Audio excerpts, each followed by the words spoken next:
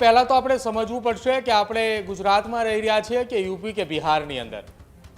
Social મીડિયાની અંદર 24 કલાક પહેલા જે ઓડિયો ક્લિપ વાયરલ થઈ હતી એ ઓડિયો ક્લિપે ગોંડલ નહીં પરંતુ આખી ગુજરાતની કાયદો અને વ્યવસ્થાની સ્થિતિ સામે સવાલો ઉઠાવ્યા છે। અરજી કરનાર શૈલેષ રૈયાણી કે જેને એક ધમકી મળી હતી કે નિલેશ રૈયાણીની જેમ તમારી હત્યા થઈ જશે, આ ઘટના બાદ તેમણે એક અરજી કરી અને જે અરજી પરત ખેંચાયા બાદ એક ઓડિયો ક્લિપ સોશિયલ મીડિયાની અંદર વાયરલ થઈ।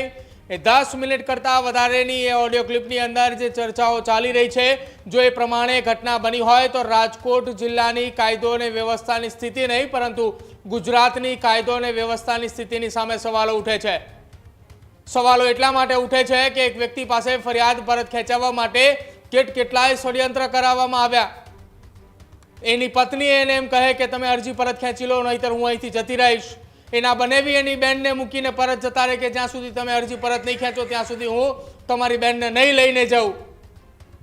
આ દ્રશ્યો એ ફિલ્મોની અંદર આપણને જોવા મળે છે। બિહાર અને યુપીની અંદર આ પ્રકારના દ્રશ્યો જોવા મળે છે। આ ગાંધી અને સરદારનું ગુજરાત છે। આ ગુજરાતની અંદર જો આ પ્રકારની સ્થિતિ હોય તો ક્યાં જવું? આખી ઓડિયો ક્લિપની અંદર અંતિમ ભાગની અંદર પિયુષ રાદડિયાના નામની ચર્ચા થાય છે।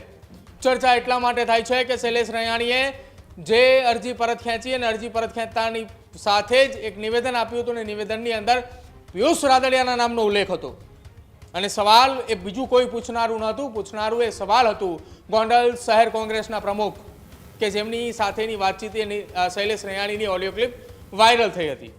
આખી આ ઘટના મામલે પિયુષ રાદડિયાએ ત્યારબાદ પોતાની પ્રતિક્રિયા આપી, નિવેદન આપ્યું।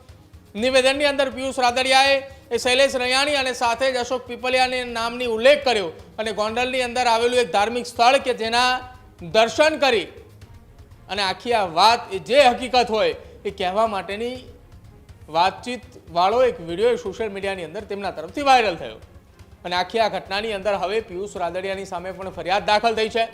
પિયુષ રાદડિયાની સામે ગોંડલની અંદર ક્ષત્રિય અને પાટીદાર સમાજ વચ્ચે વૈમનસ્ય ફેલાવા અંતર્ગત BNSની કલમ 196 અંતર્ગત જે કલમ હેઠળ ગુનો દાખલ થયો છે એ ગુનો એ ગોંડલની B ડિવિઝન પોલીસ મથકે દાખલ થયો છે અને તેના અંતર્ગત ફરિયાદ નોંધાતાની સાથે જ પૂછપરછનો દોર અને આખી આ ઘટના મામલે તપાસનો ધમધમાટ તેજ કર્યો છે।